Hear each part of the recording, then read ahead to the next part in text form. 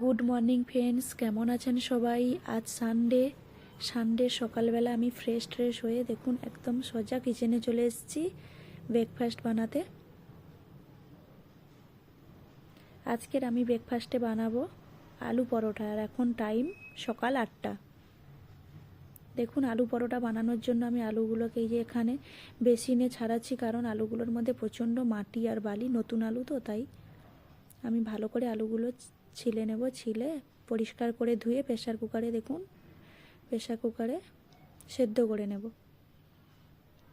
আজকের আমি বানাবো আলু পরোটা, পাঞ্জাবি স্টাইলে আলু পরোটা রেসিপি। আর তার সাথে আমি টুকটাক আমার মর্নিং রুটিন শেয়ার করব। দেখুন আমার ছেলে ঘুম থেকে উঠে চলে এসছে আমাকে দেখতে না পেয়ে বিছানাতে।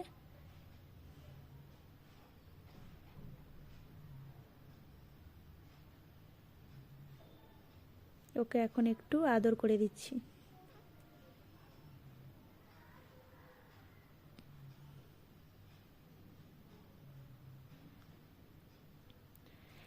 আলু পরোটাটা বানানোর জন্য আমি কিন্তু এখানে নিয়ে নিয়েছি আটা লবণ দিয়ে এমনি যেমন আমরা রুটির আটা মাখি ঠিক সেমভাবে মেখে নেব।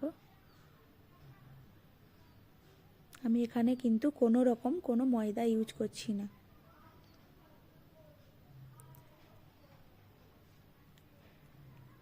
আজকে সানডে, আজকের আমার হাজব্যান্ডের ছুটি আছে আর আমার ছেলেরও স্কুল নেই, তাই আমি আপনাদের সাথে সকালের কিছু ক্লিপ শেয়ার করছি, কারণ আমি অন্যদিন প্রচণ্ড ব্যস্ত থাকি। আমার হাজব্যান্ড অফিসে যায়, আমার ছেলেকে স্কুলে পাঠাতে হয়, আমি একেবারে টাইম পাই না। আর দেখুন এদিকে আমি ইলেকট্রিক কেটলিতে একটু গরম জল বসিয়ে দেব,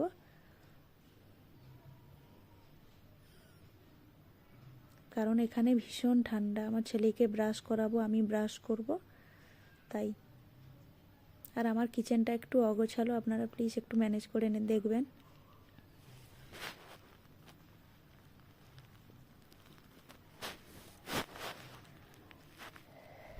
আর আমার রান্নাঘরে কিন্তু বাইরে থেকে খুব সুন্দর রোদ্দুর আসে। দেখুন আমি জানালাটা খুলে দিচ্ছি।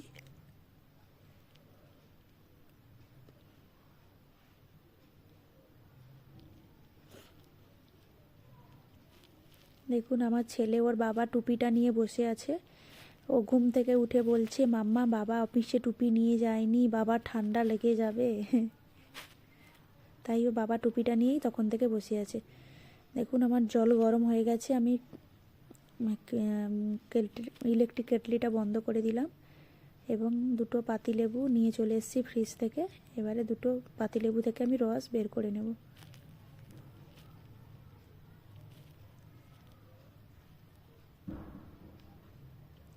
আমি ডেলি সকালবেলা পাতিলেবুর রস, চিয়া সিডটা আগের দিন রাতে ভিজিয়ে রাখি, একটু উষ্ণ গরম জল দিয়ে আমি এটি খাই। এটি আমার বডিতে ভীষণ কাজ করে। এটা আমার শীত গ্রীষ্ম বর্ষা সারা বছরের রুটিন। এটা আমি সকালবেলা উঠে এটা খেয়েই আমার দিন শুরু হয়। দেখুন আমি চিয়া সিডটাকে আগের দিন রাতে ভিজিয়ে রেখেছিলাম একটা কাপের মধ্যে। এবার এর মধ্যে দেখুন আমি একটু গরম জল মিশিয়ে নেব।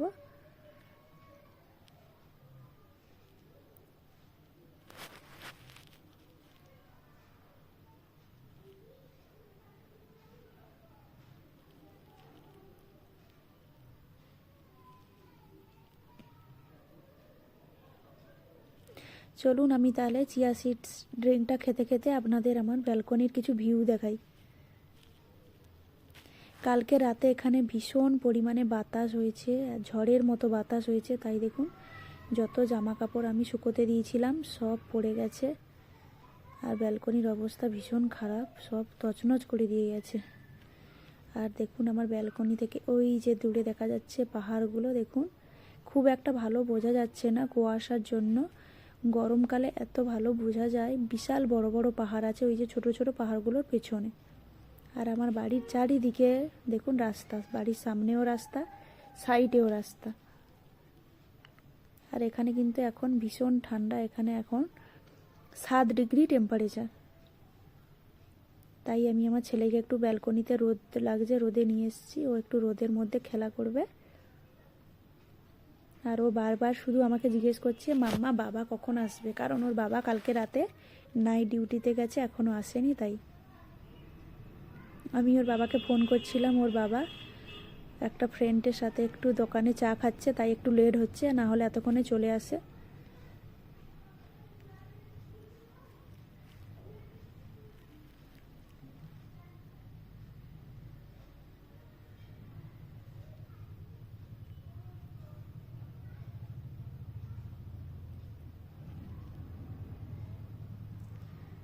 ও নিচে একটা গাড়ির আওয়াজ হয়েছে, বলছে পাপা এসছে। আমি বলছি না, দেখো তোমার পাপা এখনো আসেনি। দেখতে পাচ্ছেন পাহাড়ের সাইডে কিন্তু একটা মন্দির আছে, রাম মন্দির। মন্দিরটাও আমি আপনাদের সাথে একদিন শেয়ার করব। মন্দিরটাও খুব সুন্দরভাবে বানিয়েছে। আর সূর্যটাও দেখতে পাচ্ছেন। আর দেখুন, আমি ঘরে চলে গেলাম, ও যাবে না কিছুতেই, বলছে আমি বাবা আসছে নাকি দাঁড়িয়ে দাঁড়িয়ে দেখছি। বলছে আমি বাড়ি যাব না, আমি এখানে দাঁড়িয়ে থাকবো।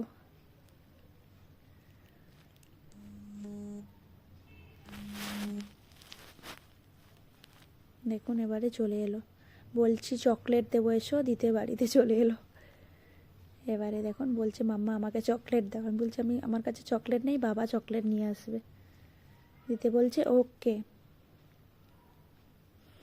দেখুন আমি কিচেনের মধ্যে চলে এলাম, আমার আলুটাও সেদ্ধ হয়ে গেছে। এবারে আমি আলুগুলোকে সব একটা নিজে একটা গামলার মধ্যে নিয়ে নিলাম।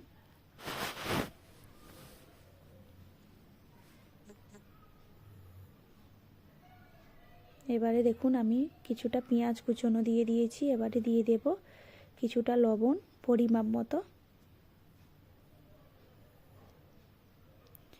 আর দেবো এবারে একটা ভাজা মশলা। এটার মধ্যে আছে জিরে ধনে শুকনো লঙ্কা। এরকম আমি কি করেছি না, সব অল্প অল্প আমি ড্রাই রোস্ট করে গুঁড়ো করে রেখে দিই। আর দেখুন সামান্য একটু লঙ্কা গুঁড়ো দিয়েছি।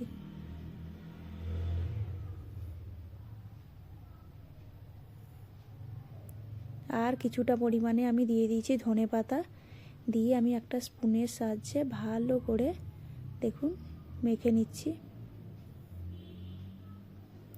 আর আটার ডোটাও আমি দেখুন এইভাবে গোল গোল করে নিচ্ছি। আপনারা রুটি যেমন ডো করেন তার থেকে কিন্তু বড় করবেন, কারণ আলু পরোটাটা একটু মোটা টাইপের হয়। আর এদিকে আমার হাজব্যান্ড অফিস থেকে চলে এসছে, আমি এখানে বানাচ্ছি পরোটা, আর ও ওদিকে বানাচ্ছে চা। দেখুন আমি যেইভাবে বানাচ্ছি আপনারা এইভাবে একদম ফলো করবেন, দেখবেন ভিতরে আমি কতটা ভরে ভরে পুর দেব, কিন্তু একটুকুও ফেটে বেরোবো না। আমারও কিন্তু আগে আগে আলু পরোটা বানানোর সময় ফেটে ভিতর থেকে আলু সব যাই স্টাফিং দিতাম বেরিয়ে আসতো। আমি এখন এইভাবে বানাই। দেখুন আমি কতটা আলু দিচ্ছি, যত বড় আমার আটার ডো ততটাই আমি আলু দিচ্ছি দেখুন। আর আলুর পুরটা পুরো ফুচকার আলুর মতো সেন্ট বেরোচ্ছে, মুখ দিয়ে আমার জল চলে এসছে।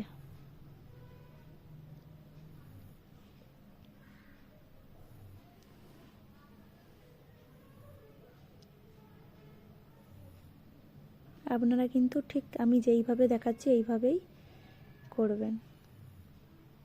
দেখতে পাচ্ছেন আমি বেলছি কিন্তু আমার একটুও ফাটছে না। আর আমার আগে আগে কি হতো, আমি এই বেলনিটা দিয়ে চাপ দিলেই আমার চারদিক থেকে আলুগুলো ফেটে বেরিয়ে আসতো। আর আপনারা কিন্তু এই পরোটাটা বেশি পাতলা করবেন না, এরকম মিডিয়াম সাইজের বানাবেন।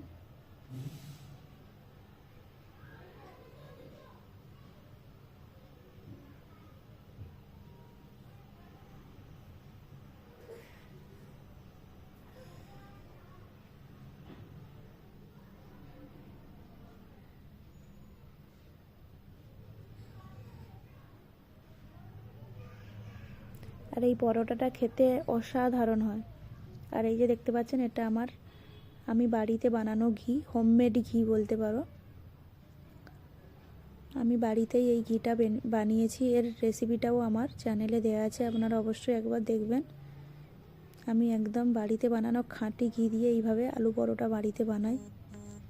শীতকালে এই পরোটাটা এত টেস্টি লাগে খেতে, না যে কোনো সবজি দিয়ে আপনারা বানাতে পারেন।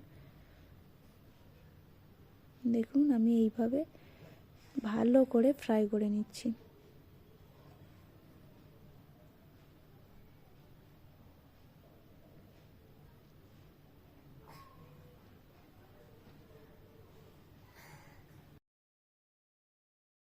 আপনারা কিন্তু ভালো করে পরোটাটাকে প্রথমে ফ্রাই করে নেবেন সেকে, তারপরে ঘি বা অয়েল যেটাই হোক ইউজ করবেন। দেখুন আমি ভালো করে প্রথমে 2 পিঠ সেকে ভালো করে ফ্রাই করে তারপরে ঘি দিয়েছি, দিয়ে উলট পালট করে ফ্রাই করে নিয়ে নিচ্ছি। আর দেখুন এদিকে বসিয়ে দিয়েছি চা, দুধ চা। আজকের আমাদের সকালবেলা ব্রেকফাস্ট গরম গরম চা আর পরোটা। এই আলু পরোটাটার সাথে আর কিছু দরকার হয় না, এটা এত টেস্টি খেতে হয়। আপনারা অবশ্যই আমি যেভাবে বানালাম একবার এইভাবে ট্রাই করে দেখবেন।